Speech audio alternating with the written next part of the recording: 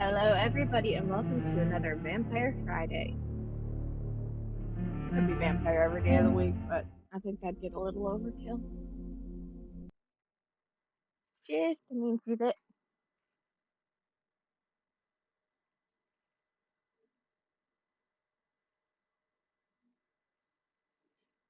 I love Unreal Engine. Their games are freaking amazing.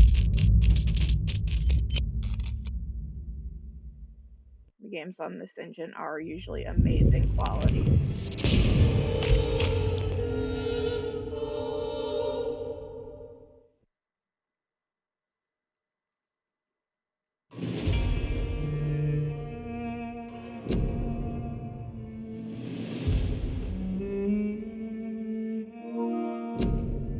Oh, that's gonna have to wait.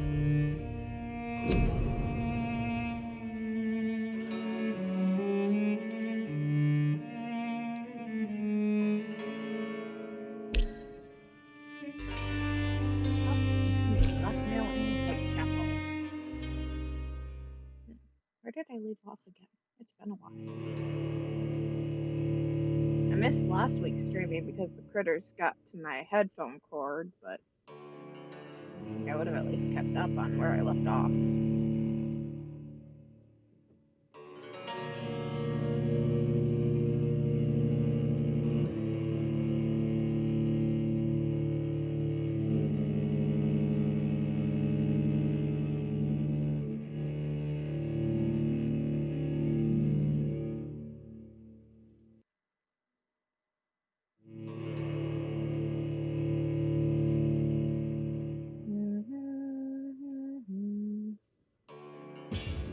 There we go.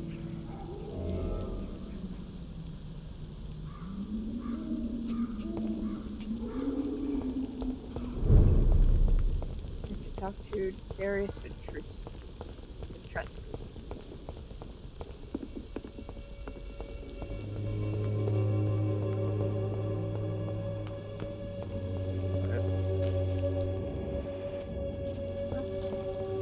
I guess I can loot him.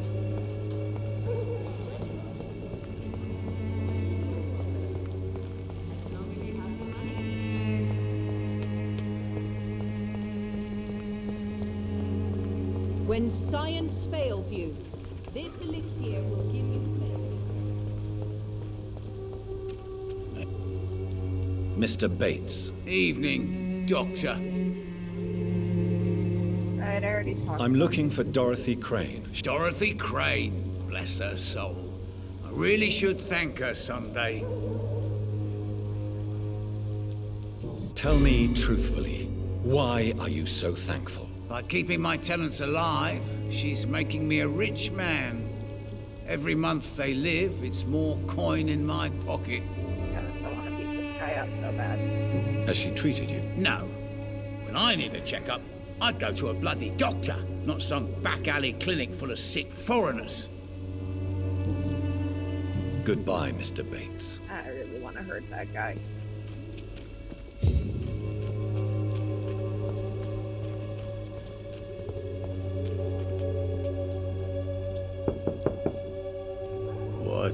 What do you want? Leave me alone. Good evening, sir. I'm Dr. Reed. I'm looking for Nurse Dorothy Crane. There is no Dorothy Crane here. Now goodbye. I'm afraid this medical leaflet says the opposite, sir. Really? Well, I'm afraid I'm going to close this door right now. Go bother someone else, Mr. Doctor. To enter that house, I must discover who this man really is. Maybe I could start by observing what he's up to.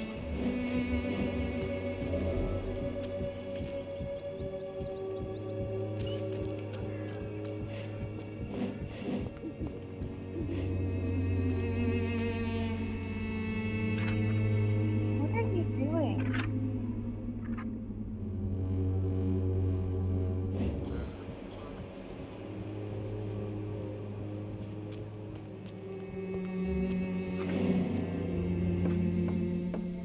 You're just trying to get to the food. My naughty little co-host. A strange man was at the door with a pass for our medical facility. I refused him entry. Darius, how could you know he didn't need our help? His clothes were too finely tailored to be from Whitechapel. Perhaps just a friend of that stray poet who is always about. Richard Nethercott? No, not of the same cloth, this man. I suspect some machination from that journalist. Clayton Darby. Is he still asking questions? Yes. I saw him drifting around St. Mary's Church. I swear he is tracking me just downwind.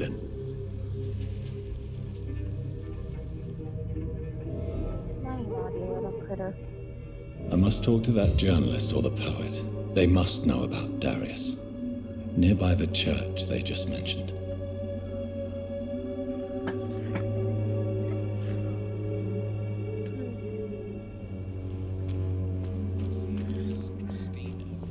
Working nearby.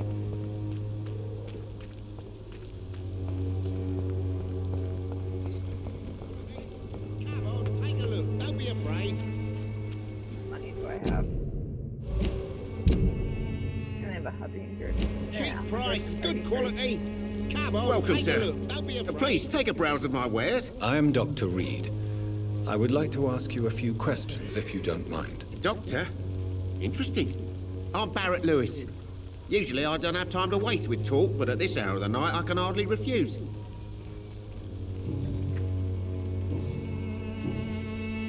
How is business around here? Business? I have no business. Between this racket, theft, and customers getting scared, I'm losing money every day. I see. Sounds like you blame someone in particular for your situation. It's no secret Joe Peterson spends his time harassing merchants. But with me, he's trying to put me out of business once and for all. That's rude. As a of them. merchant, you see Whitechapel every day. Have you noticed anything out of the ordinary recently? Well, you mean besides the epidemic, the war, and all the usual crap? As long as I can remember, this part of town has been a bottomless pit, and no sign of the bottom yet. Violence is increasing in the borough. Yeah. A few nights ago, some blokes jumped me. Came out of one of the condemned workshops. Fever, madness, something like that. Where did this happen? Why did you go there? In the closed workshops nearby. I worked there as an apprentice in better days. Now I only go to find trinkets or tools. Too bad I was mugged, though. There was good money in that little box of loot I lost. Have you been hurt? No, but that's only because I ran like hell. Those men were raving lunatics, I tell you. Not even able to speak anymore, just screaming.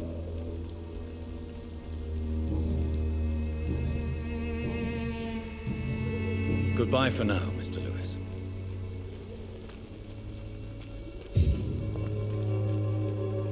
Excuse me, sir. I have a few questions for you. Another journalist?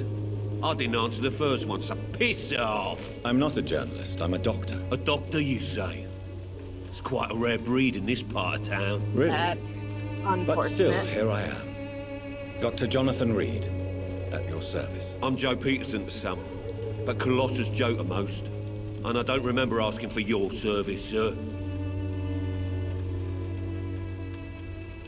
He's healthy. May I ask what you do around here? I do whatever I want, and sometimes even more. Now sod off.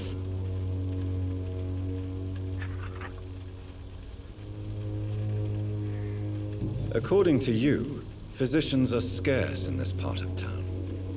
Why is that? Not familiar with this neighborhood, are you? I guess your fancy colleagues are too afraid of being stabbed in the back. This part of town does have quite a reputation. Would you say it's justified? Totally. Look at me, for instance. I always look my opponent in the eye before knocking him out. How did you become the local bully everyone is afraid of, Joe? There's no pride in roughing up poor bastards. But this is the only job I've found. And it pays well, too. A job? So you're racketeering for someone else? I got enlisted by the Wet Boot Boys, a gang from the docks. I'm their muscle for their dirty work. You survive at any cost, even at the expense of others. Perhaps that's just the law of nature. I don't care what you think, sir. I do what I have to do for my own reasons, and that's that. I'm not sure Mr. Lewis would agree with your by all means necessary philosophy, sir. Oh, do you really think he's the poor victim here? Barrett can be as sneaky as anyone. Long ago, I even called the bastard my best friend.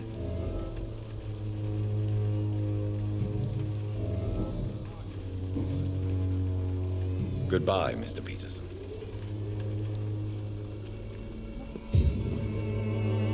You are just all over. Here. Joe, please, I don't have your money. Come on, Barrett, you know the game. You pay for peace of mind. Can't we just look the other way this week, Joe? Come on, we can sort it out, right? It's not my call, Barrett. We pay one way or another. Please, Joe. How long have we known each other? Well, we even used to be neighbours, for Christ's sake. Hello, young man. I'm Dr. Reed, and I would like to ask you a few questions. May I enter, please? Sorry, no, sir. My father does not like people entering our house, you see. Your father is worried about you, boy. He asked me to look for you. So my father actually worries about me then? Okay then. He doesn't sound all that Come on, then. enthusiastic. I'm Harry, by the way. Is there only pain and suffering in this world? So, may I ask you a few questions? I'm not bothered. What could be worse? I don't have any fatigue potion on me. How do you feel? I'm fine. I mean, it's not easy every day, but I'm fine. I'm just tired of being sick all the time. If only I could be tough, like... Well, you know. Speaking of which, what can you tell me about your father? My father is an idiot who makes idiot things. That's all I have to say. Forgive my bluntness, young man, but you don't seem happy living in Whitechapel. Why should I? I never wanted to come here in the first place. It was my father's decision. And look around you. Does this look like a nice place to live? This place is awful, I agree. But does that not mean your situation can only improve? That's exactly what my father says. Harry, you should be grateful for what you've got.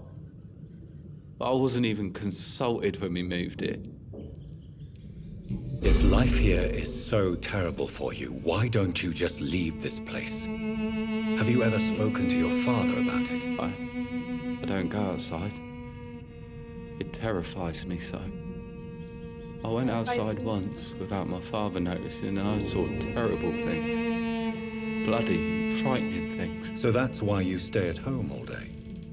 For fear of the epidemic? I'm not afraid of disease or death, Dr. Reed. It's the living I'm afraid of. Amen, brother. Your father and Mr. Lewis used to be good friends. What happened, Harry? I was young then. I don't remember Mr. Lewis ever coming back again after my mother died. Or was it after my father started bullying him? I don't know. Have you tried speaking to Mr. Lewis about it? I don't go out often, but yes. And he scolded me and told me to leave him alone. I guess my father frightens him too much. Well, your father is a bit of a bully. And nobody likes a bully. But you are not responsible for your father's actions. Am I not? Dad always says that he joined that gang for my safety. So if I wasn't born, people wouldn't be worrying about Colossus Joe. Goodbye, young man. Take care of yourself. Is there only pain and suffering in this world? Move.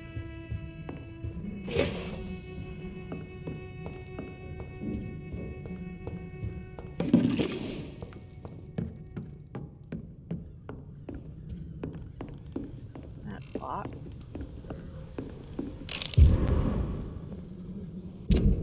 Dear Mr. Peterson, it is my duty to inform you of our refusal to accept your application for a job at the dockyard. I must thank you for your time spent at our office explaining the difficulty of your situation with your little boy and the loss of your beloved wife, but it is also my duty to point out the policy of our company, which expressly reproves the employment of former criminals or convicts. Your unfortunate connections with the ill-famed Wet Boot Boys has been duly noted.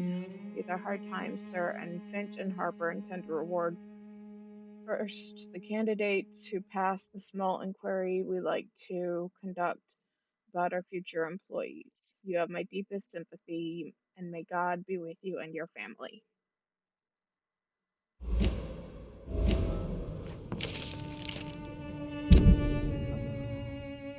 Vampires are real. Defend your community. What if I want to hook up with a vampire? Why would I want to defend the community from somebody who might actually be harmless compared to a group of bigots who are very harmful?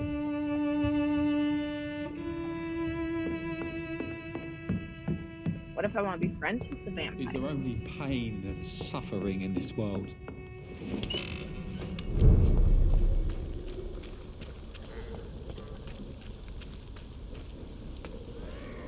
Wow, dude. You again? What do you want this time? Harry doesn't seem happy living in Whitechapel. Why did you make him come here? I've always put my son's interests above everything else, whatever he may think. Our house is small but affordable. The walls are thin, but the door is solid. You really love your son, don't you, Mr. Peterson? He's my pride and joy. Even if he hates me for the choices I make and pushes me buttons more than he should. Do you have any regrets? Only one. Not to have my beloved wife by my side. She died when Harry was little. My sweet Jane. She gave the boy confidence. Since the criminal nature of your job means you could be arrested, are you not afraid of what would happen to your boy if you were? No one will ever take my son away from me. If that ever occurred, I'd hunt the bastard down and rip off his head with my bare hands. Your little kisses are adorable, Senna.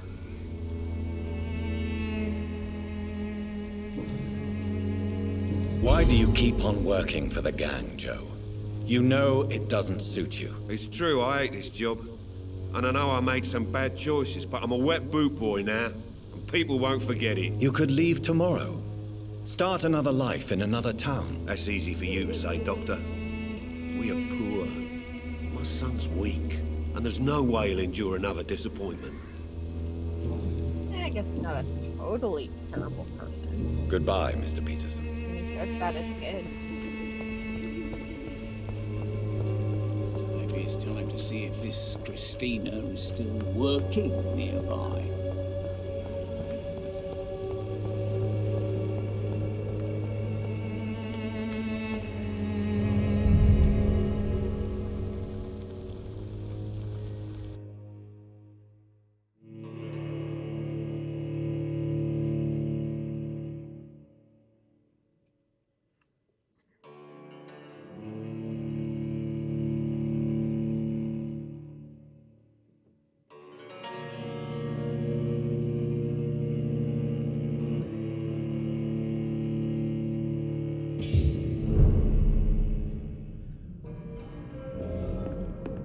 Keep out. That is a very bright red.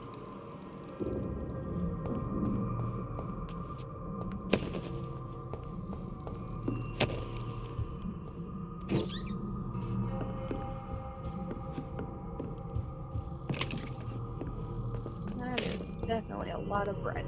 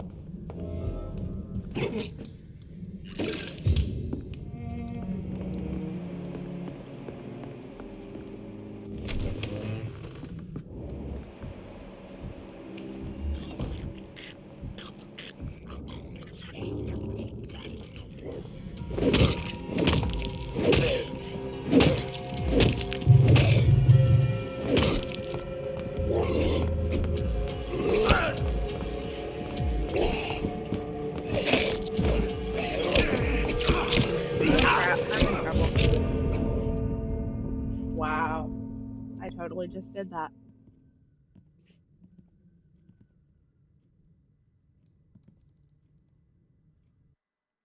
You have been defeated. You are no longer part of the circle of life and death. We are undead, my friend, and so we are outcasts. I guess that's one way to look at it.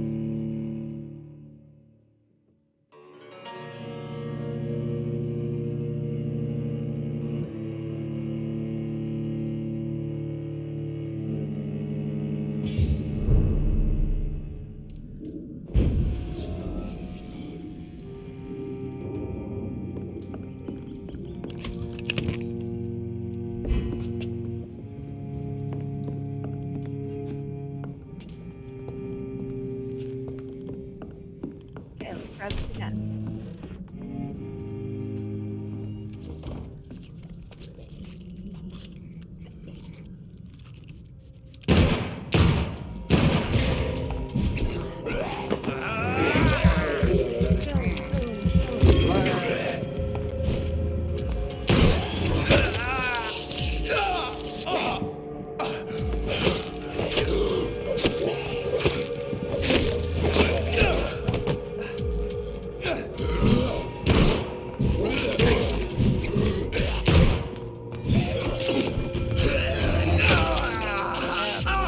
Fast and annoying.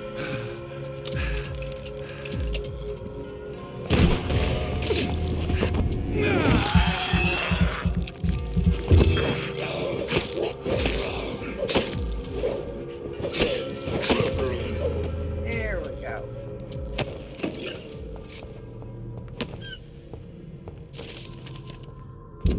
Blood as addiction.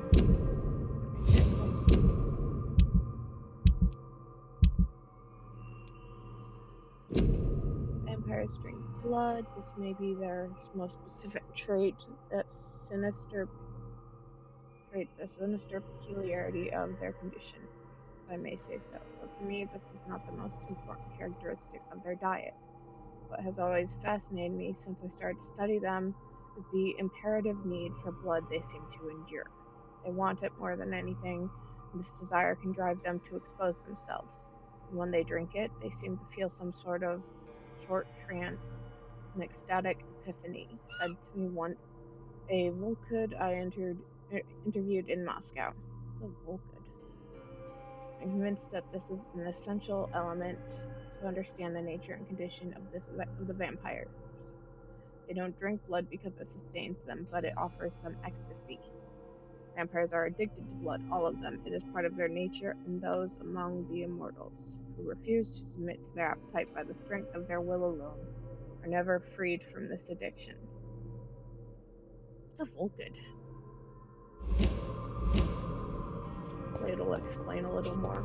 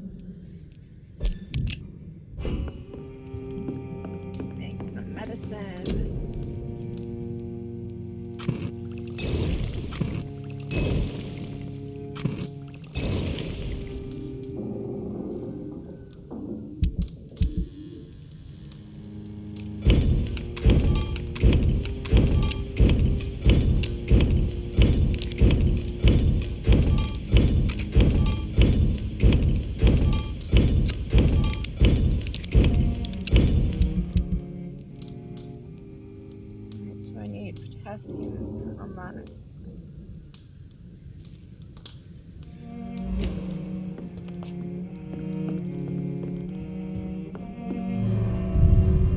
Because if I recall correctly, Darius has bronchitis.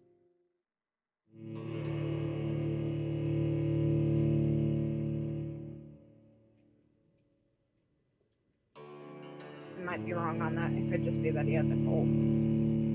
I should have actually looked better.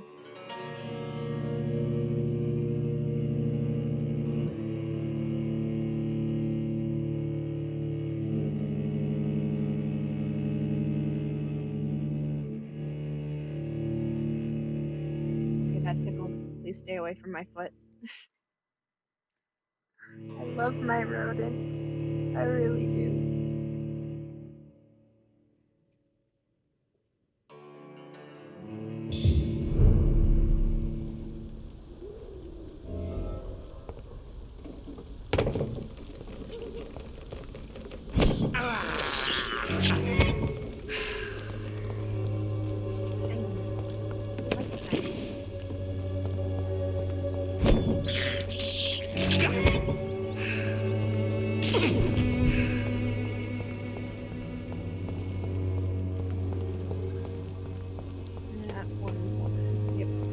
Its effectiveness has...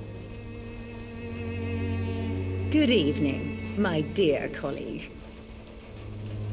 I'd like to see what kind of medicine you're selling. This is crap.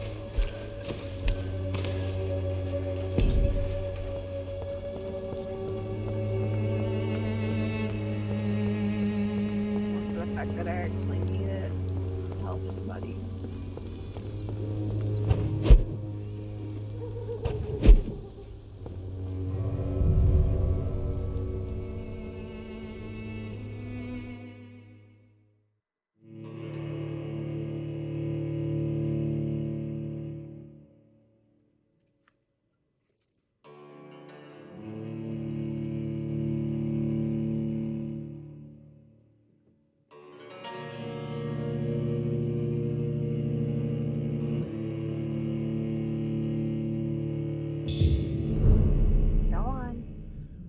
Cute little pain in the butt.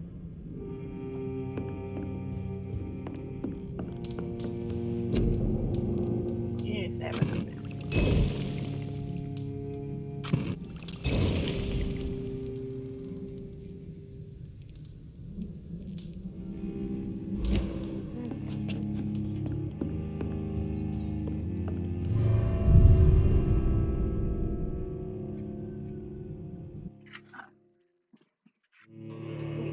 How did you...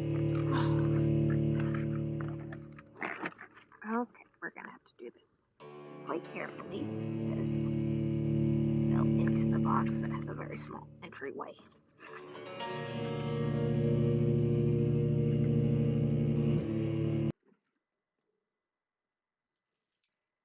And you pulled on the cord.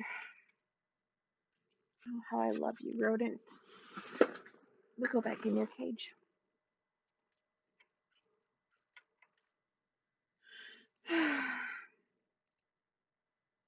My apologies. I really do love my rodents, so.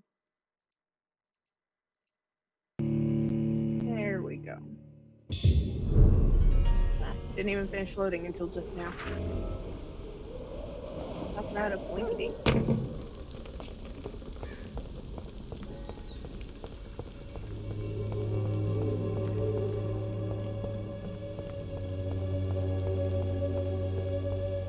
This district seems to get uglier every year.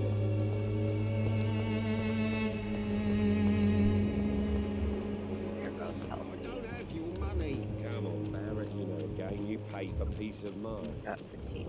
Just look the other way this week, Joe. Come on, we can sort it out, right? It's not my call. Good evening, Harry. May I come in? Sure. Sure. Even my dreams are soaked with gloom. So, may I ask you a few questions? I'm not bothered.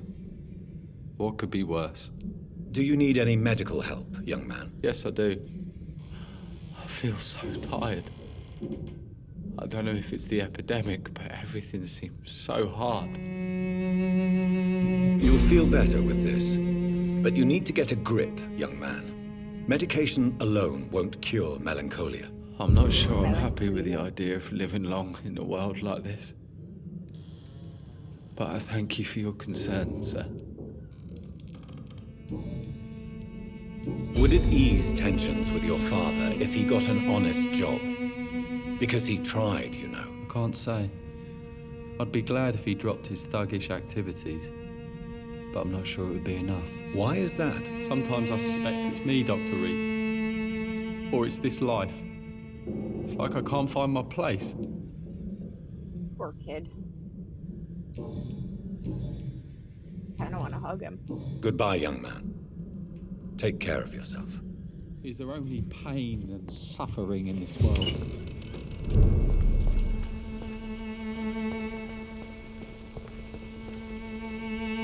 Don't be shy, handsome. What can Christina do for you? I'm not looking for what you're selling. But I'd like to ask you a few questions, if I may. I'm a doctor. Dr. Reed. All right then, but be quick. Though I usually get paid when I open my mouth. Wow. I like her. Christina, have you been examined? The epidemic is spreading fast in London, and you could be exposed, or expose others. I don't like doctors or hospitals, but I don't like you asking questions.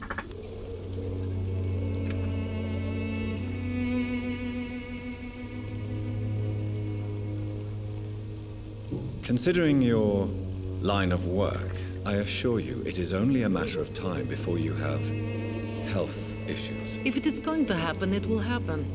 Right now, I need money. That's what's important. You can put your own life in danger, that's your decision. But what about your clients? If you're contaminated, you will put them in danger too. And you think that would worry me?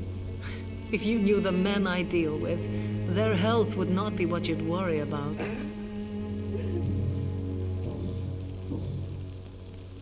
Tell me about yourself. Are you joking with me?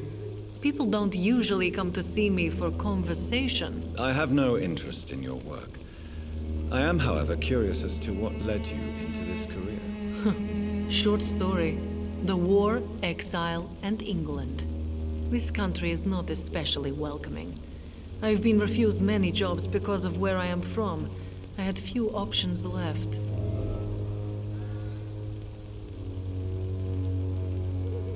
I always thought I was the master of my own fate. But now I know we don't always have control over our lives. I don't judge you. You know, this money is not only for me. I have good reasons to need this money quickly. But it is not your concern, Doctor. Do you need any assistance, Miss Popper? It depends on the price of your medicine. I am shocked that you would think I am that sort of man. Forgive my suspicion. I'm so used to liars with good manners. Thank you, sir.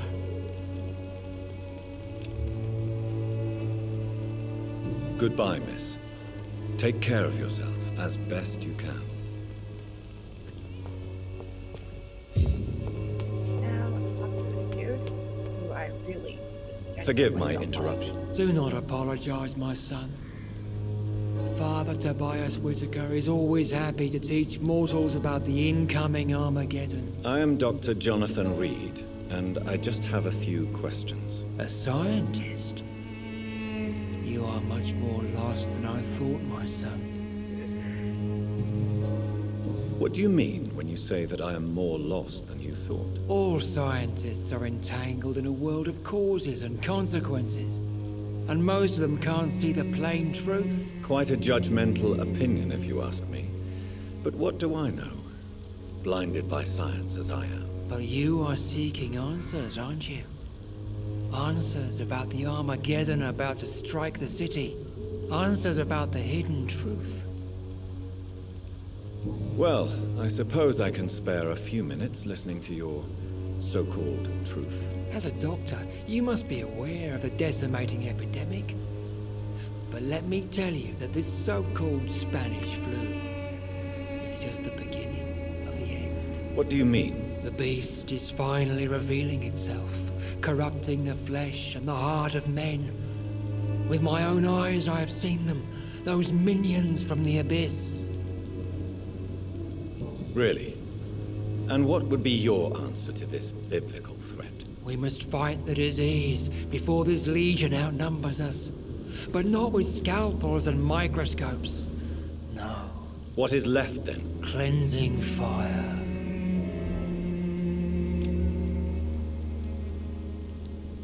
Tell me, Tobias, What exactly is your plan concerning the cleansing of this city? God will recognize his own. More than once this city has risen from the ashes, hardened and purified by the flames.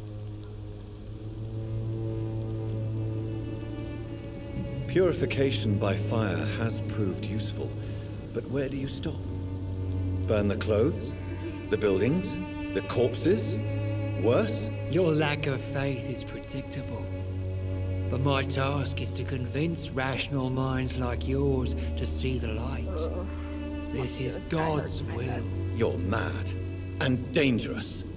You're nothing but a soulless butcher, a small-time Torquemada, the Savonarola of Whitechapel. My son, if you think salvation is a free gift, go listen to the lies of that pompous fool, Joseph. Joseph, a fool? Vicar Larrabee of St. Mary's Church. While he continues preaching his fraudulent redemption, more and more people die in the streets. Wow. I really don't like this guy. Have you any friends? Any family left in these terrible times? No. But I have a disciple I see as my son. He is so devoted. I sent him to preach the good word in the heart of this corrupted city. Where did you send him? I sent Samuel to the Stonebridge Cemetery, where the pestilence and evil grows night after night. You sent him on some preaching crusade during the epidemic. As a true believer, Samuel will fear no evil while he walks through the valley of the shadow of death. I have had enough for tonight. Goodbye.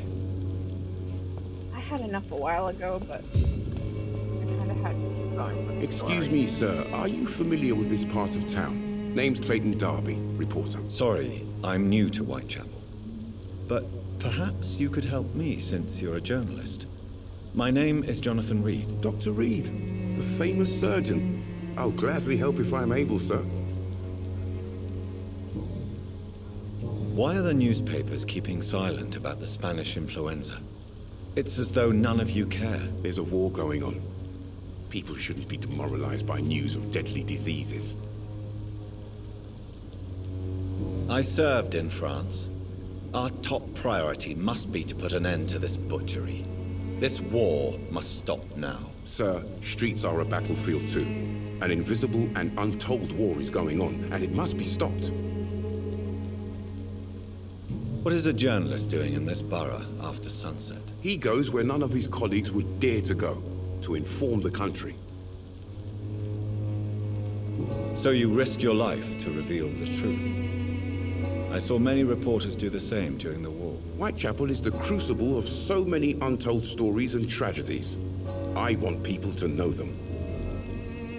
That's quite honorable of you. But is the public interested? Not at all, sir. And that's why I'm an independent journalist, hoping to sell some stories. Christina Popper claims she sells her body because she can't find any other work. Do you believe her? Of course I do. Her story is exactly what I want my readers to understand. We live in an intolerant and divided nation. Do you think things will ever That's change, never Mr. changed. Darby? I believe the situation can only improve. And now that women can vote, I'm convinced things will change. Poor guy. Have you any idea of the danger you face in these streets at night? I've had to run and hide more than once from frenzied mobs incensed by the fever. Do you think the flu is really responsible for this, Doctor?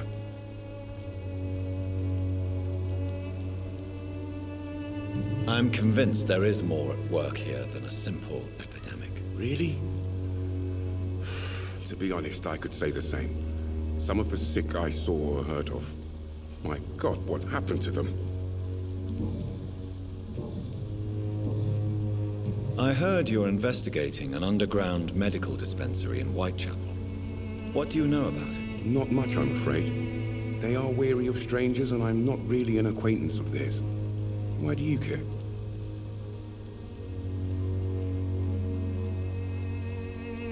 I'm afraid one of the nurses from the Pembroke Hospital may be involved with unsavory activities. Ah, could it be Dorothy Crane? Without a doubt, you are a damn fine journalist, Mr. Darby. What do you know of her accomplice, a man named Darius? I don't know much about the man. He's very cautious, never goes out, doesn't seem to have any friends or family. He has no relatives at all? No, except for that strange man, a poet named Richard Nethercott, who sometimes comes by.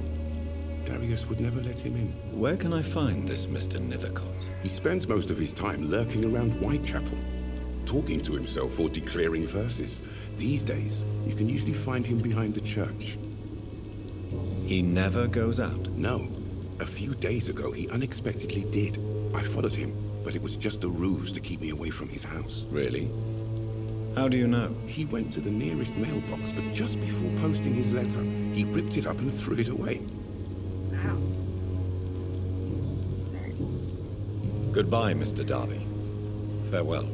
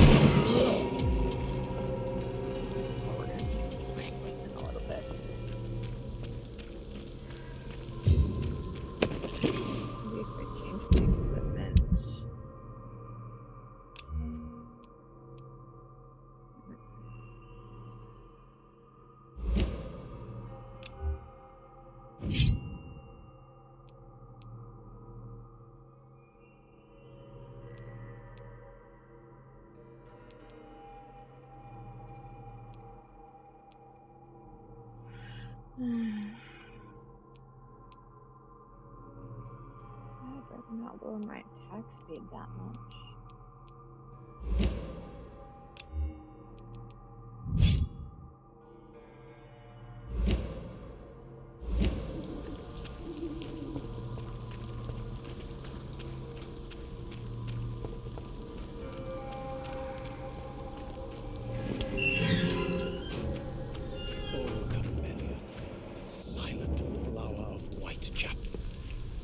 Good evening, sir. I'm Dr. Reed. I would like to ask you a few questions. Please be my guest. Although I may not be the best informant regarding this part of town, my words speak about that which the eyes cannot see. Really? Are you an artist of some kind? I'm a poet, sir. Richard Nethercott, at your service. Do you need medical attention, sir? It may be wise to let you prescribe me something. I don't feel like I should. I understand your appetite for words and macabre beauty, sir. But you should be more careful. The nutrition of my mind is more important than my physical health. But I appreciate your concern, sir. May I ask what you're doing at this hour of night, sir? Do you live here? Not at all. I'm just enjoying the pleasure of a quiet walk. Though night talks are always preferable, if you ask me. Especially with strangers. But are you not afraid of the epidemic? Oh, why should I? I see some equity in the Spanish flu. No flesh should be saved, say the scriptures. Good or evil, rich or poor, all are equal in the eyes of the flu. If you say so. But as a physician in a time of epidemic, I must caution you to avoid unnecessary exposure, sir. Thank you, Doctor. But we both know the seeker of truth has to go boldly where the weak dare not. What are your thoughts on the terrible situation in this city? Terrible, you say? No. Of course, the death of so many innocents is a tragedy. But the scourge has not been all bad for the city. Oh, no, sir. What are you talking about? Do you remember London before the flu? Noisy, cacophonic, quiet nowhere to be found. And now, listen to this oddly peaceful silence. Yes. The enjoyable silence of the grave. You have a unique perspective on the situation, I must admit. Most people fail to understand my perspective. I don't blame them. But how could I call myself a poet if I veiled my feelings? Are you aware that your life could be in danger in this part of town? But this is where I must be to feel the real beat of the city. I had to come, see it for myself, alone. I understand your need for solitude, but it's not safe around here. I don't care. I don't have many friends, Doctor, and my family despises me. If some misfortune came upon you, who would be here to help you? Well, you, for a start, my dear Doctor. Yeah, he's got me on that. Tell me, Mr. Nethercott, why seek inspiration in Whitechapel? The place is not beautiful per se, but how to explain it? Stirring and challenging. Do you not think it a little morbid? On the contrary, sir. Whitechapel is full of life, full of beauty. Just like my dear muse, the wonderful Camellia. What can you tell me about Camellia? Not much. And that's the beauty of it. She can't speak, you know. She's a locked mystery who exhales kindness and sweetness. And have you ever tried to learn more about her? Where she lives, how she survives, whom she may know? Maybe I prefer she remains an enigma. Reality can be so dull, don't you think? Perhaps you're just afraid to find out the truth about your muse. One day, perhaps, I'll ask her to come with me. But will she still be my wild flower of Whitechapel if she moves uptown? In what way, exactly? The struggle by gaslight, the barren smiles and the arid hunger under the rain. If you say so. Such vibrant antagonism and vivid paradox, the stripped humanity raged across each street. Vivid, of course, yes. And what about the poignant distress? Oh yes, the poignant distress. You see what I mean, don't you? That's what I want to write about, and that's what Whitechapel is made of. Creepy. May I ask you a few questions about the district? Extraordinary part of town, is it not? I'll be glad to help you, if I can. I'm looking for Dorothy Crane, a nurse who lives in this vicinity. Dorothy Crane. Oh, I love the name. The Crane of Whitechapel. Sounds very mysterious. But, sorry, no, never heard of her. What can you tell me about an old man called Darius? Darius Petrescu? Yes, I know him. At first, I thought he was only a small publisher. I invited him to publish my work, but his reaction was pretty clear. Not interested in your talent? Darius is an old political activist who takes delight in printing tracts and lampoons. Those communist activities only require mediocre writing skills. I'll leave you alone, sir.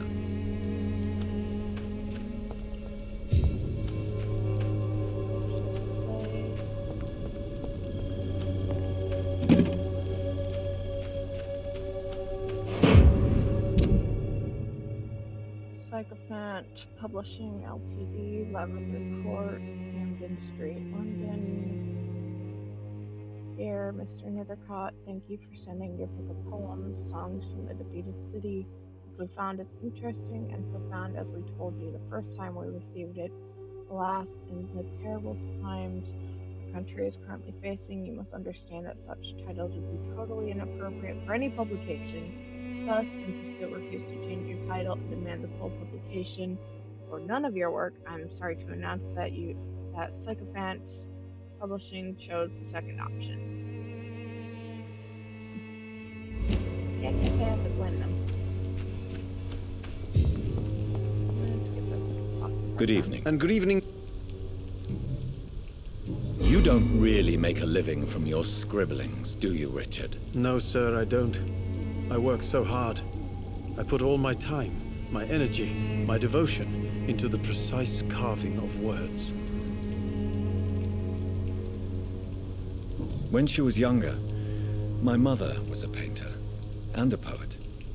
She told me many times how poor her artist friends were and how she helped them. My parents pay for my rent, my food, and my clothes. All I have to give them in return is lies they do not believe. You seem embarrassed. Someday I hope to proudly offer my first publication to my parents. Until that day, I'll remain the failure of a son they have to support.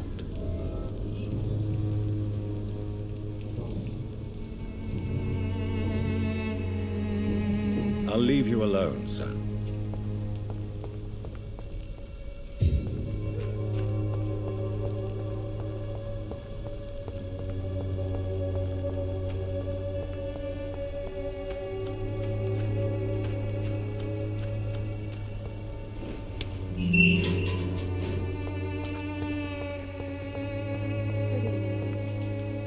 Good evening, miss.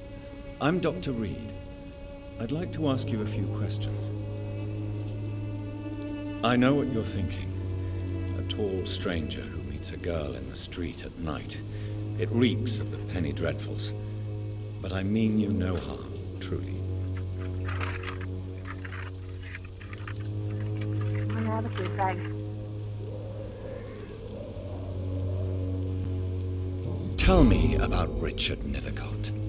I understand he is quite fond of you, Camellia.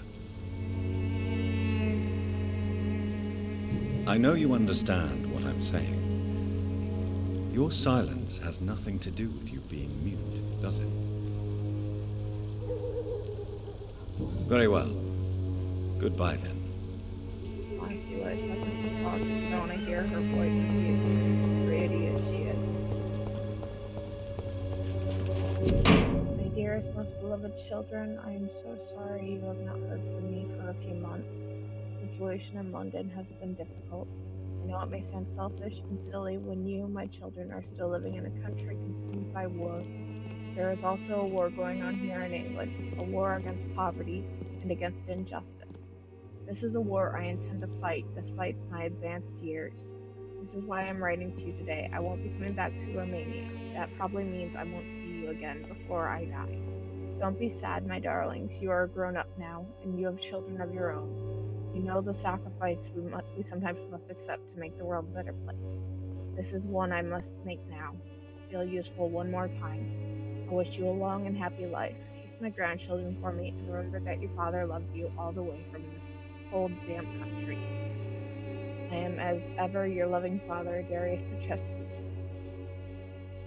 The content of Darius' letter to his children could give me more leverage to enter. Darius is a bit less of a mystery now. It should not be that difficult to incite him to let me in.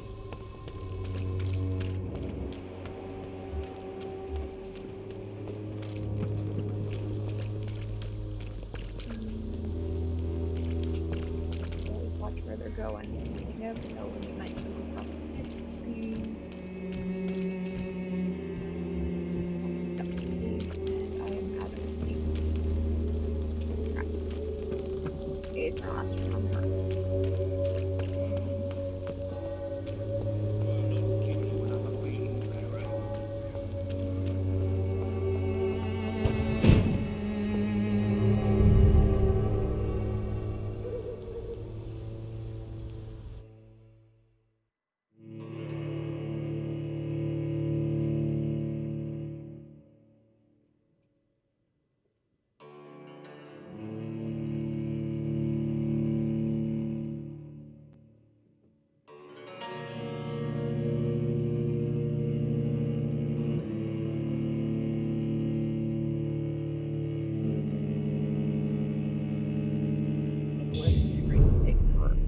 over.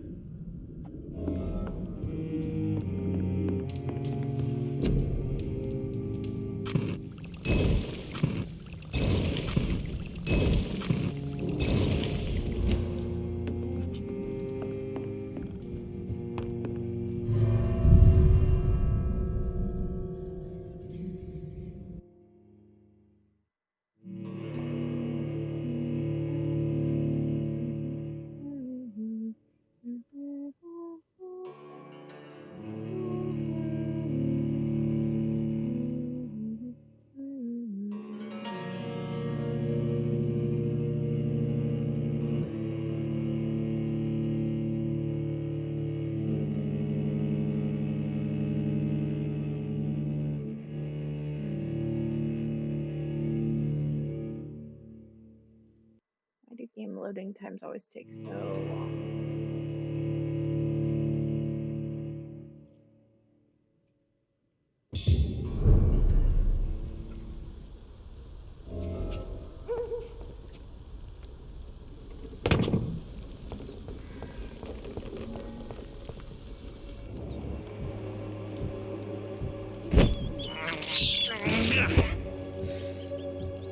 I do feel bad for the rats.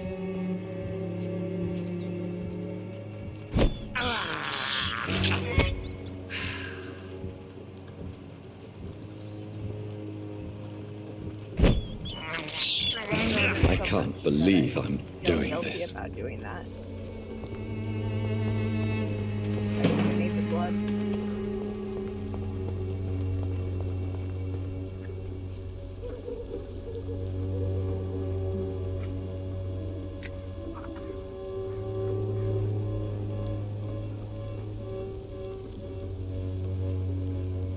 Really? You are just making it so difficult for me to stream tonight.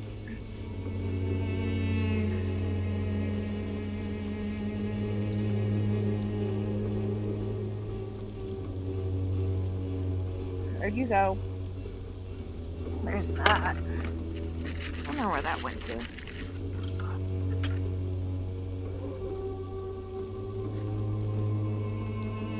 Celia. Make it back to the stream. I love my babies. I really do. They make it so difficult.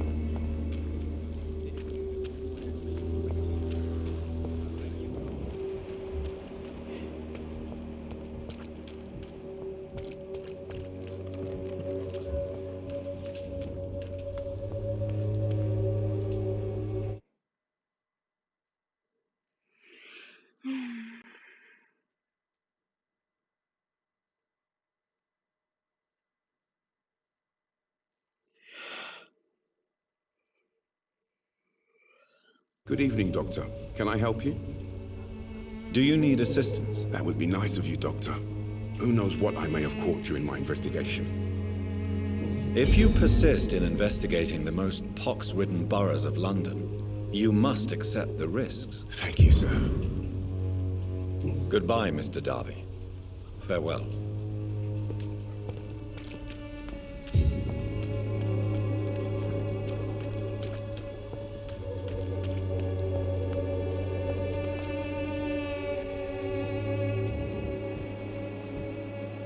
Something with her. I just don't remember what.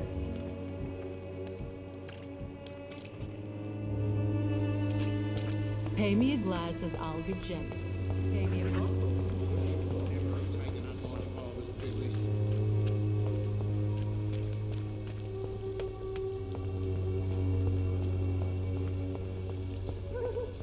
People are talking about this Colossus.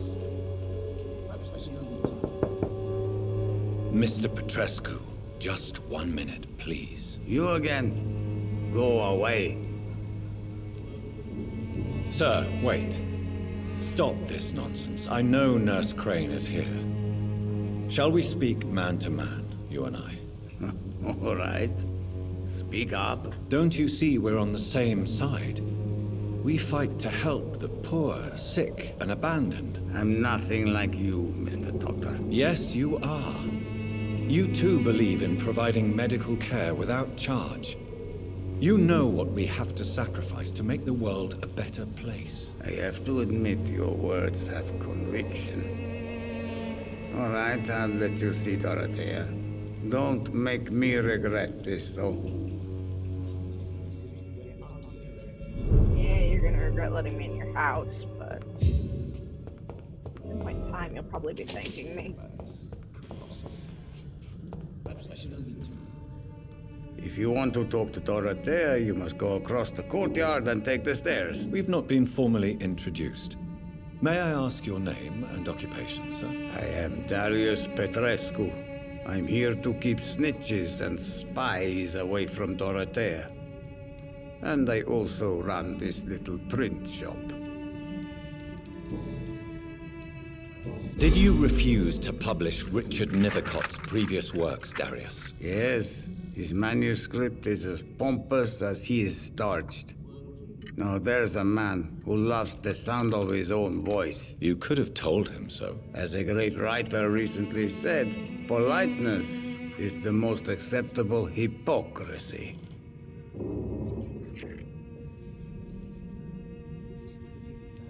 So Dorothy's real name is not Crane? Like myself and many people in this area, Dorothea is from occupied Romania.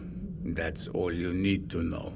She seems important to the community. More than you can imagine. The West End does not want to hear of Whitechapel's misery. Dorothea is one of the few doing something about it.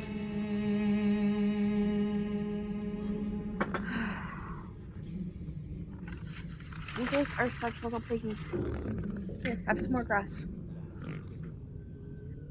Stop going into the bag for more.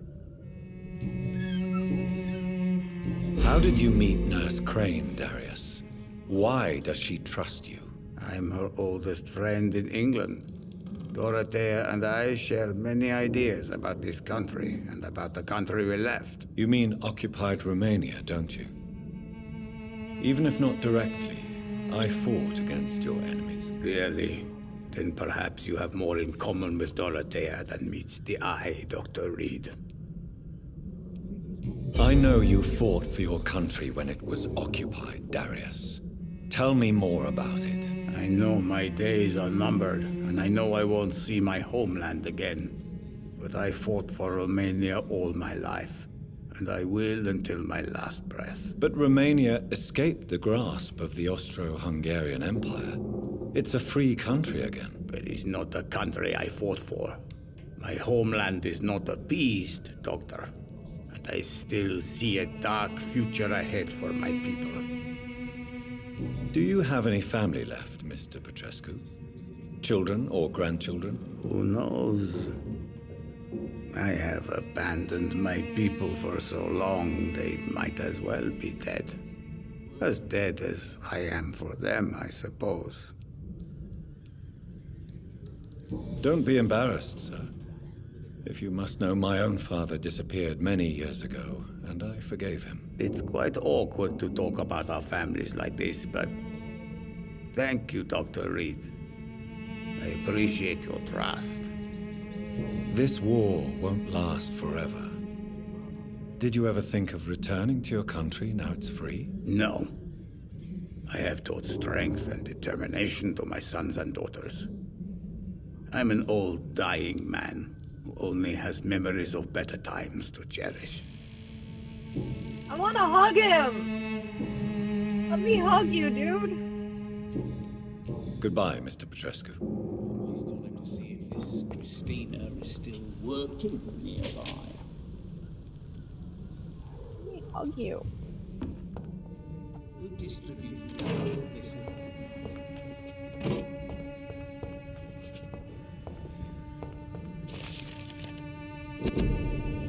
Figure of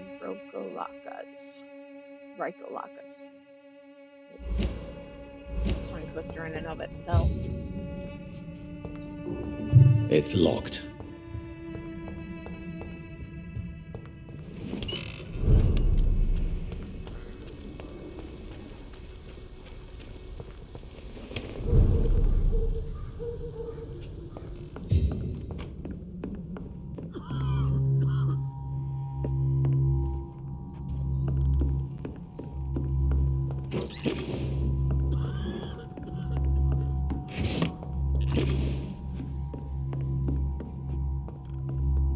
For every lit up it does get a little tedious, but I'm a collective honest.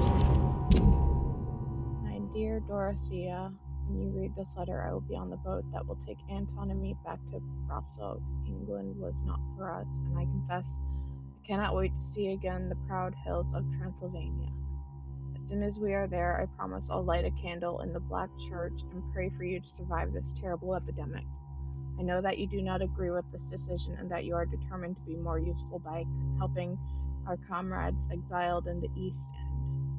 But Anton cannot wait to return to our beloved country and see our long-awaited revolution bloom. He is my husband, and I will stay by his side. I know we had an argument and our fights.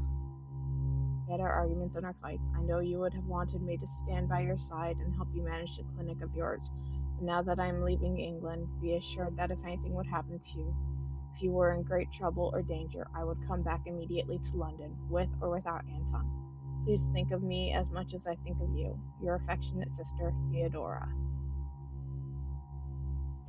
Dorothea Theodora.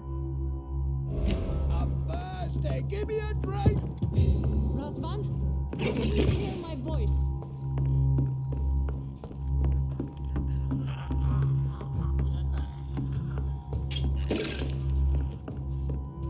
I need help.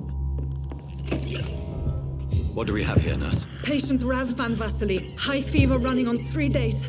Complaints of dizziness, muscle aches, and head pain. Diagnosed with influenza. Treatment? Aspirin and salicin for the fever and discomfort. Liquids for dehydration, but he's having trouble keeping even water down. Thank you, nurse. Anything else I should know? He did lose consciousness this morning, but he's never had convulsions like these. He's not convulsing, he's choking. He's not getting any air. Skull! Hand me that skull! What can I do, Doctor?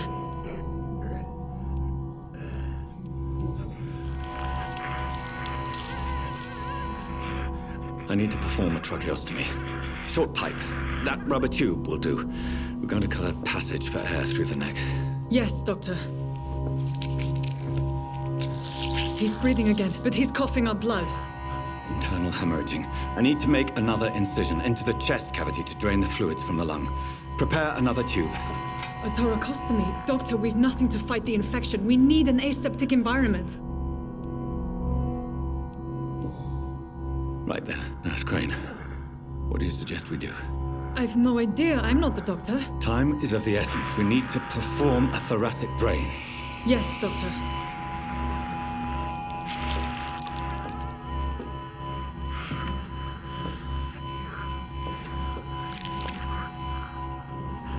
He's still bleeding, Doctor.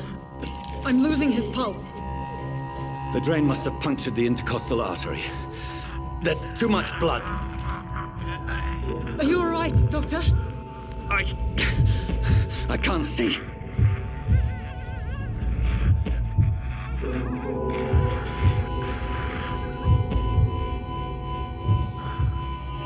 I must first suture the artery.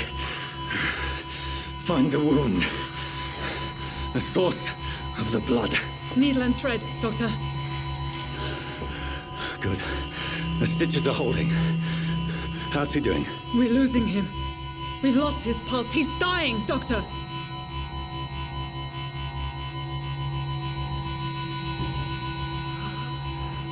A dose of epinephrine, now. Yes, Doctor.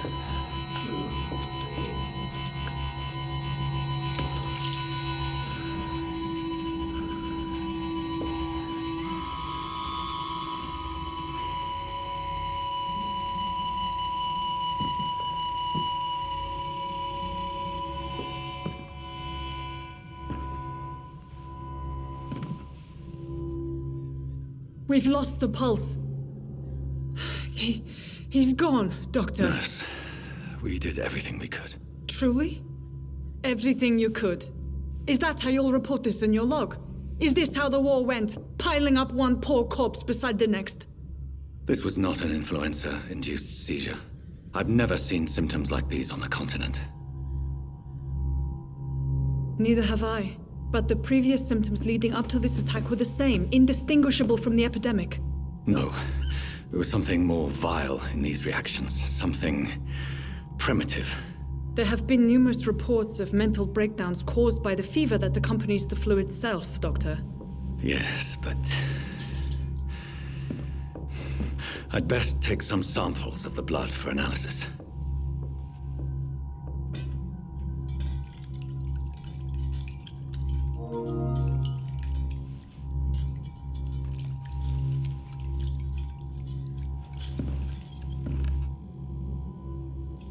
I doubt you're here to test my bedside manners.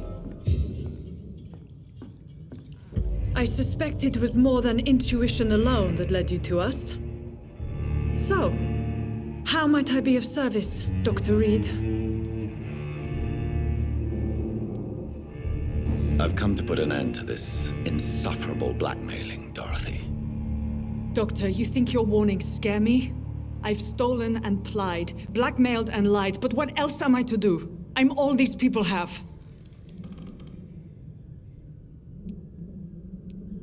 Dr. Swansea is a sensible and honest man. He wouldn't have refused your friend's care at Pembroke. It's easy for you to say, Doctor. These people cannot go to the police, nor to the hospital. They don't even speak English. They depend on me for everything.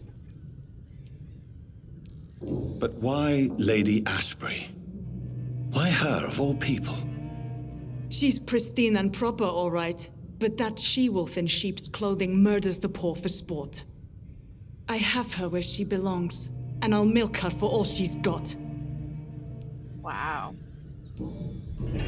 You've convinced me of the sincerity of your actions and their noble justifications.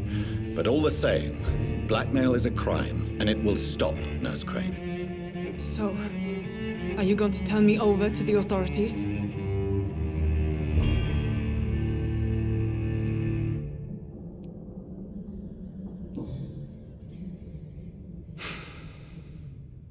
No. Your place is here. Jailing you would be an even greater crime. So, here is my proposition. I'll look the other way on your little enterprise. In exchange, you will resign from the Pembroke Hospital and provide me with medical supplies when the need arises. Dr. Reed! That sounds like a business proposition. My accomplice, then?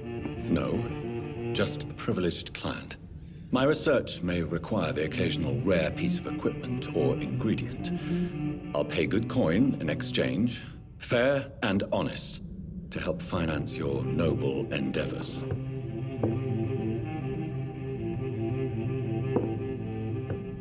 We have ourselves a deal, Doctor. Good customers are always welcome. Yes, Nurse Crane. We have a deal.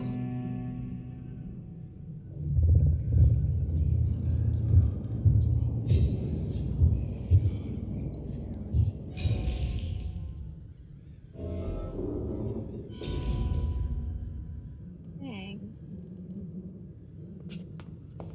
Guess so sit still because I wasn't gonna.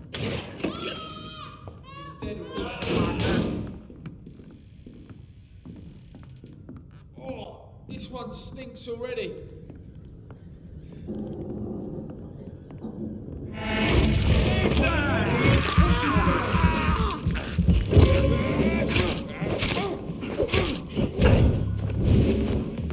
Oh, that's gonna smart.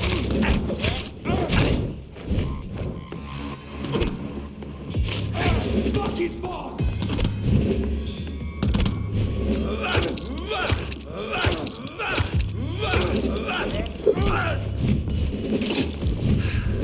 Grenade!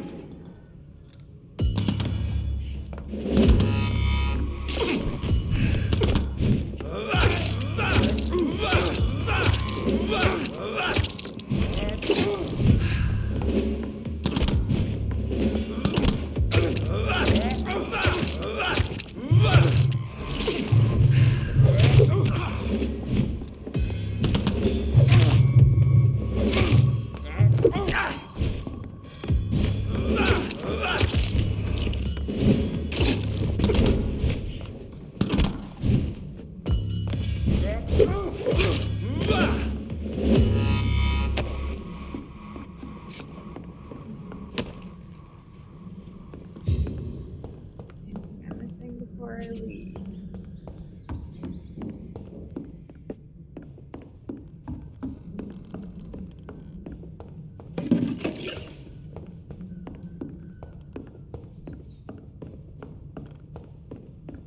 I already got that one, but hey, I'm not going to complain.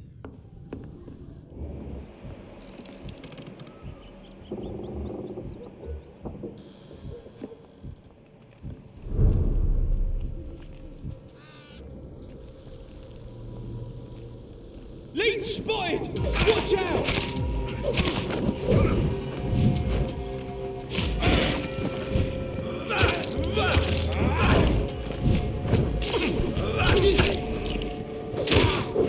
Pay for this!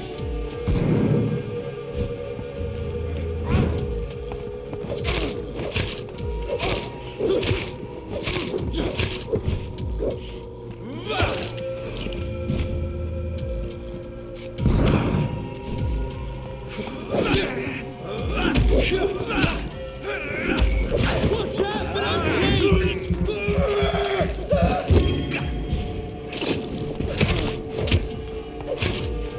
Kill you!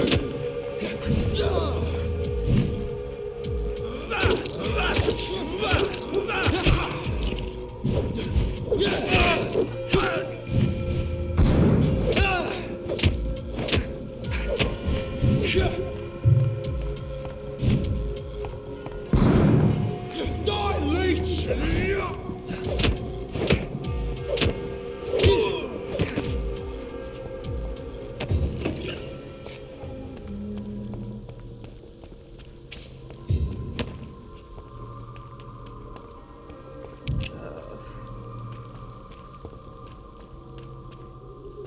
Who's that third guy? I know I unalived a third guy. Because when it was in that general area.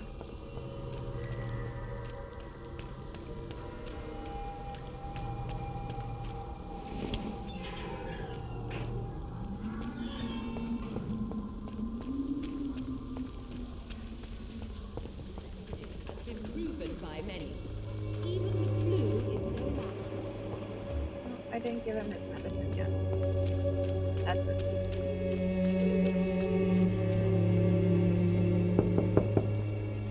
Hello, Mr. Petrescu. Hello, Dr. Reed. Come on in.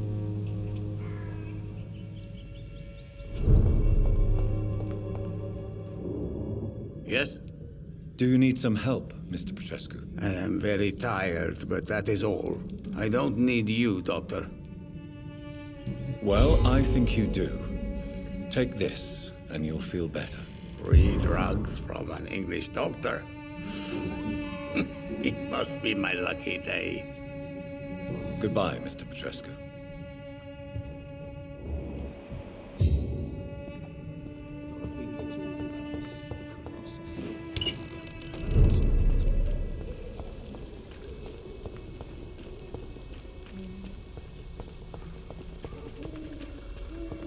I have a song stuck in my head now, and I really want to sing it, but I think I'd get in trouble since the game has its Jump to you, innit?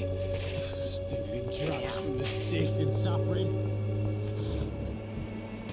The wet boots got will on be my proud of brain, but I me. don't have medicine for that yet.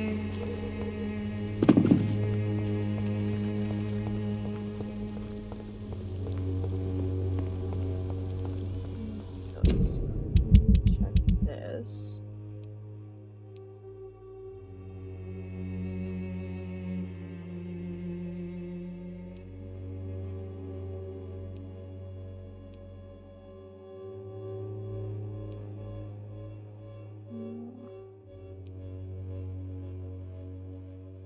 Actually go with that one.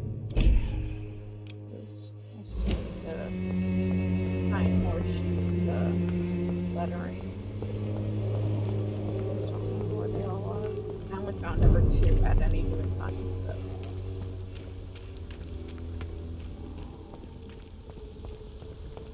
I don't think I ever got far enough in the game to figure out what the letters were.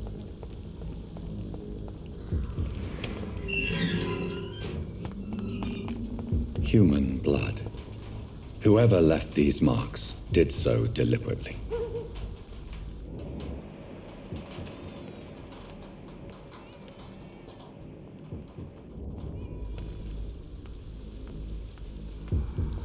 Kill it, boy! Burn it, boy!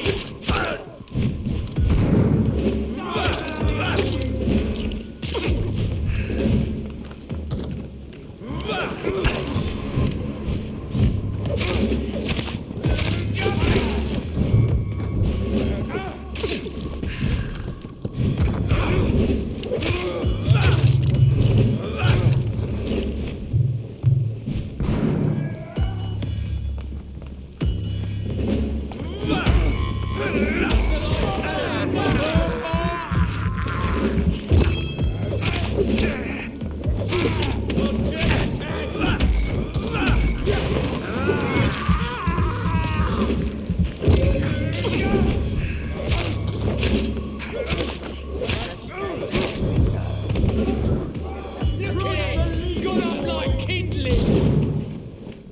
Die, vermin!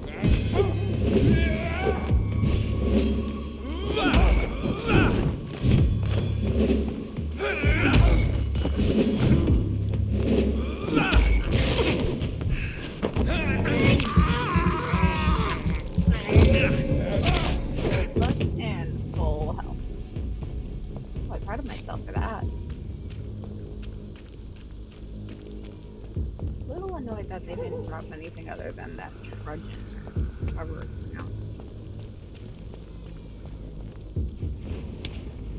I already explored this place, I think. I swear I hear a baby crying. That bothers me.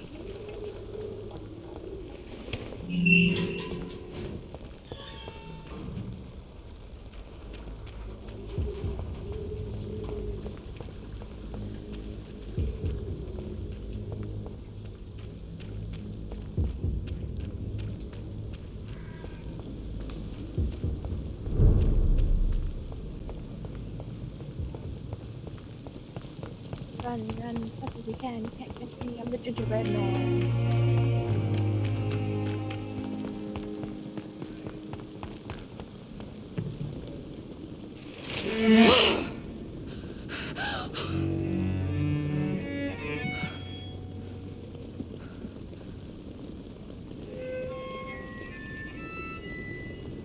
I would ask you to avert your eyes, sir. Or did you not know it was rude to stare? I knew it. Speak up, Dr. Reed. I like a man who speaks his mind.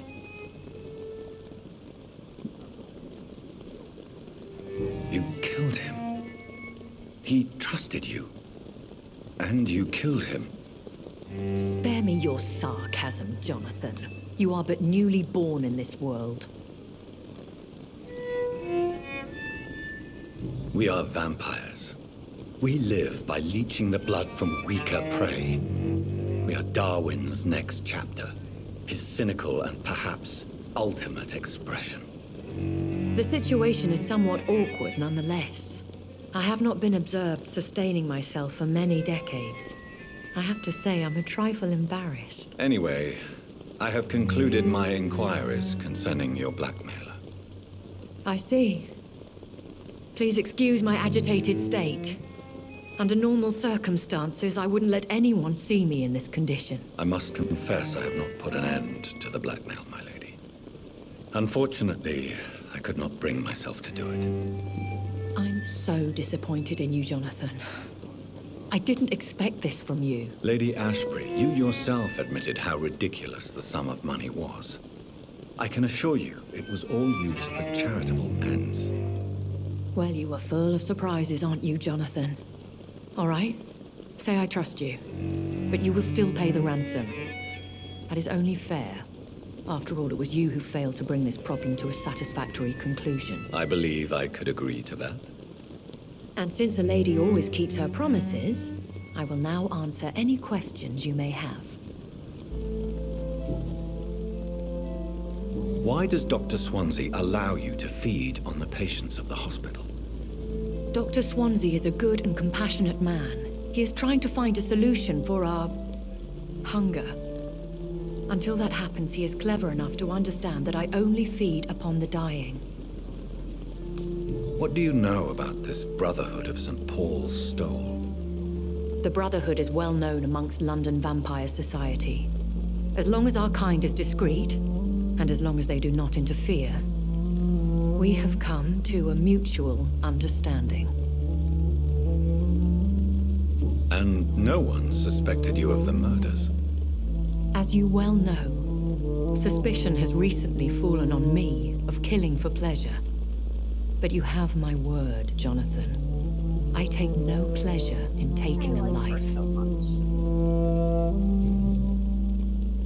I know this is beyond the pale, but may I inquire your age? Really? And I thought you were gentlemen. If you must know, I'm 27. I've been 27 for a long time now, and 27 I shall remain. And who bestowed upon you this eternal youth? My maker. He left this isle a long time ago.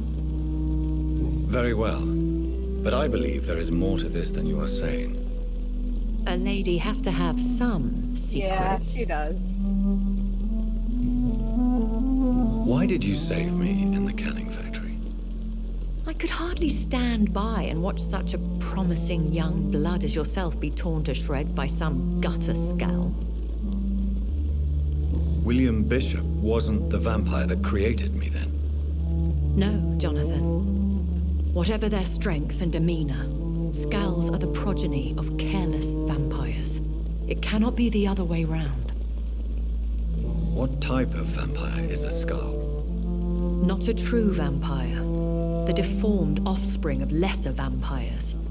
It is a shame these creatures run wild, slaves to their baser instincts. I don't know. Are there many vampires here in London? Immortals are of a rare breed, and we often tend to hide. But you may occasionally meet some of us at night. Do you know any of them? Have you an idea of the identity of the vampire who attacked me?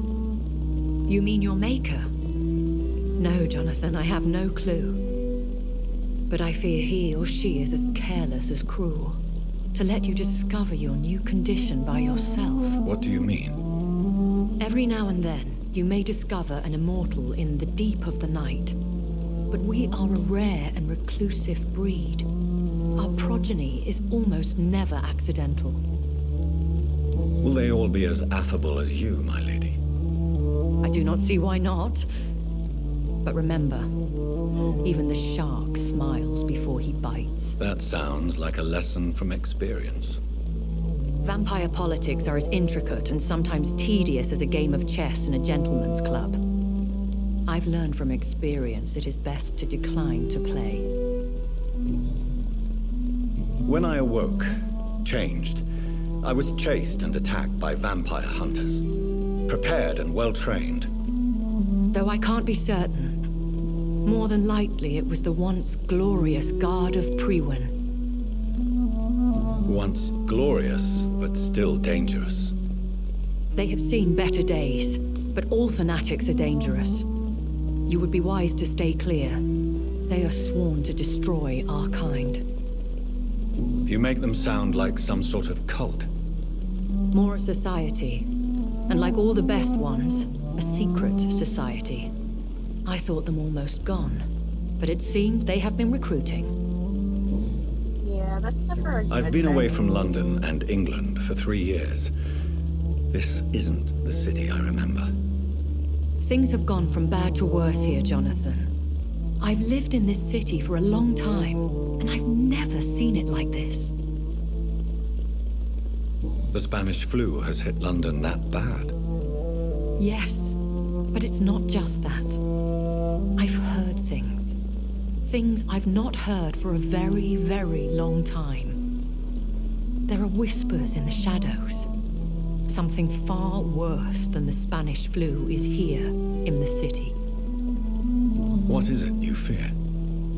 Fear has long since flown this form. But there is something malevolent circling us. I feel fear is merely waiting in the wings.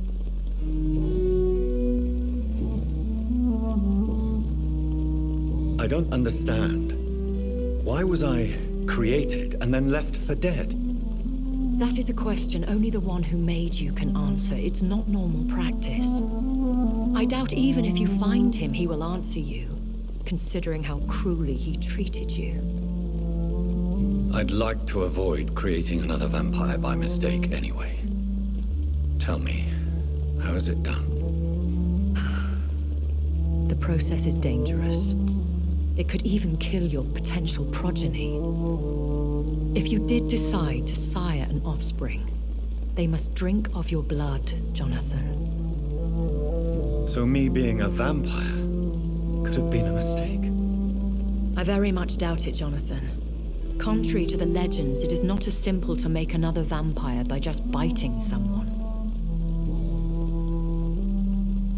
I've been hearing a voice talking in my head. Is this some kind of insanity? It feels like the voice of the vampire that created me. Hush. Tell no one this. It would be unwise to talk of such things amongst British immortals. Speak no more of your maker. How could this cause offense? Only the powerful immortals can mentally call to their progeny. No vampire or hunter will sleep easy, knowing that an unidentified elder is stalking the streets of London. Yes, Excuse my forwardness, the elderly person. Are you my maker? Me? Goodness, no. Only a foolish immortal would create a progeny without taking precaution, and I'm no fool. A vampire?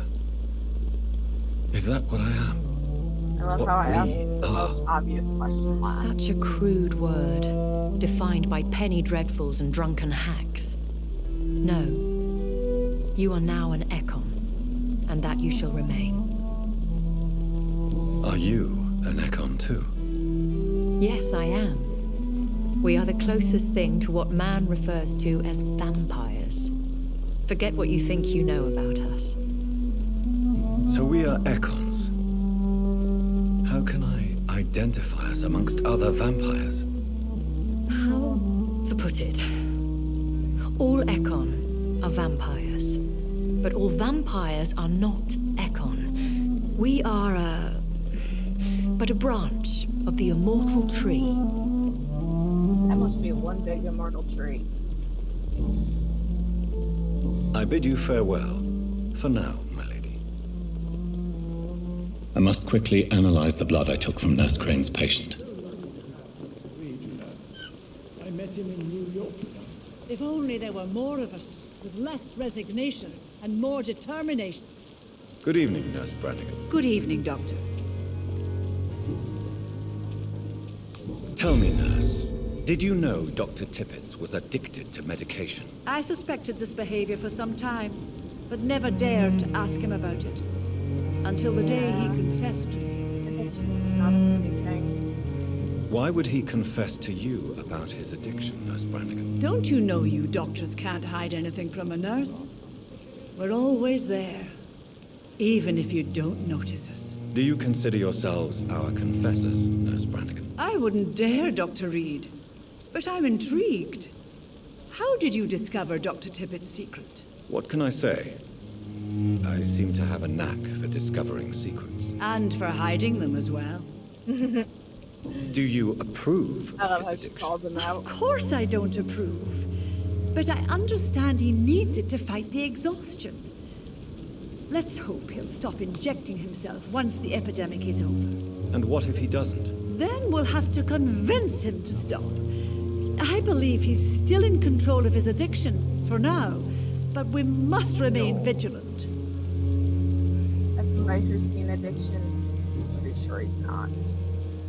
According to the report I read, your unprofessional conduct put a patient in danger, Gwyneth. That's not true. I know when my patient's life is at risk, and I'm more competent than a lot of doctors that I know. Problem is, I'm a woman. I don't see what your gender has to do with your abilities, Nurse. Yes, nurse. Because I'll never be a doctor, no matter what my skills. I could make a decision that could save a life, but oh no, that's unbecoming conduct. I'm gonna have to go with supporting her. Have you heard of Elizabeth Blackwell? She was the first woman listed on the UK Medical Register. Change is slow, but it will come. And you will always have my support. To have the right to study shouldn't be determined by sex, skin, or wealth. That's all I'm saying. I agree. Goodbye, Nurse. Call me if you need assistance. Perhaps I should have considered the offer from that Callaghan fellow.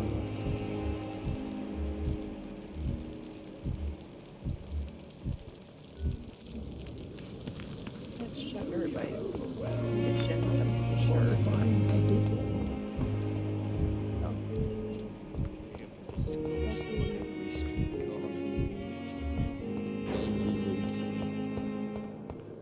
Yeah.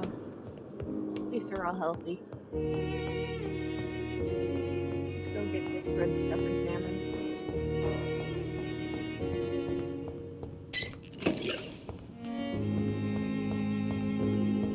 And see how much I can upgrade some of my weapons. I can still enter. Those are still locked, I'm sure.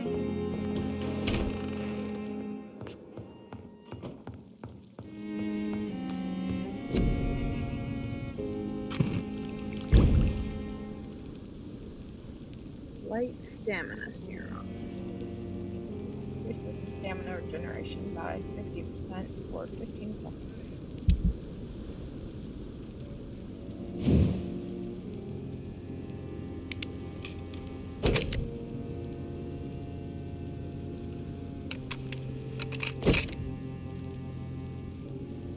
I need 2 more common handle parts.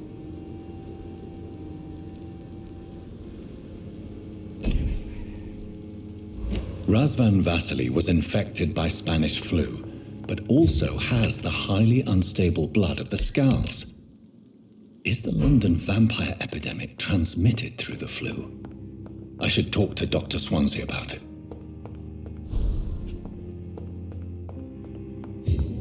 We're gonna quickly level up, because I have almost 4,000 points to use.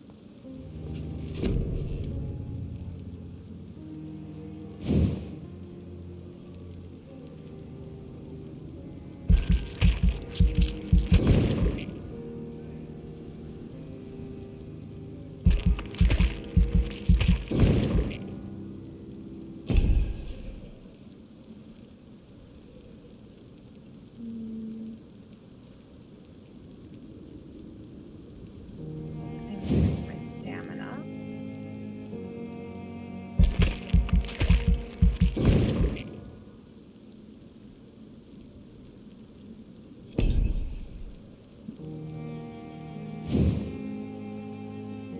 Increase this.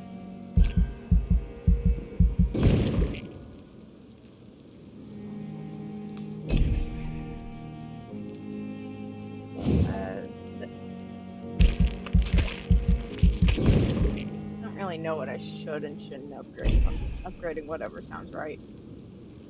Well, I still haven't given myself an ultimate. Dang. I don't feel like resetting it though, so we're just gonna hold off on giving him an ultimate.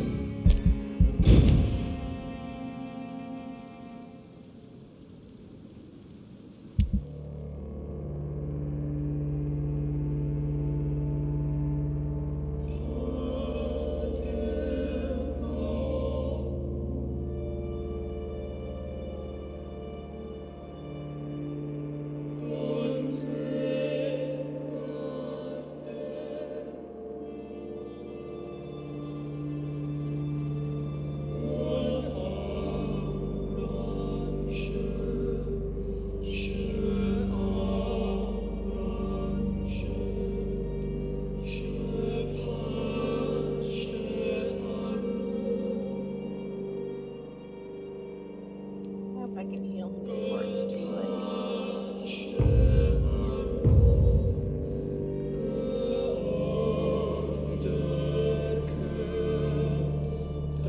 He's got a headache. Good treatment for headache.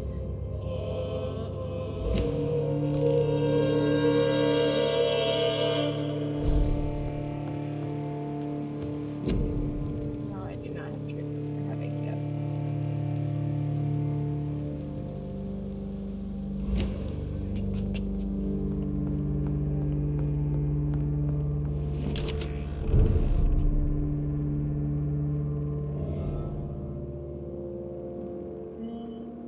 I do believe that is where I'm gonna wrap up for the night. Need to get some sleep eventually. You know, like a normal human. There's fun in that though. Maybe I'll just pull another all-nighter. Either way, thank you for spending this time with me, and I hope to see you all again next week. As long as the critters don't disturb my headset again.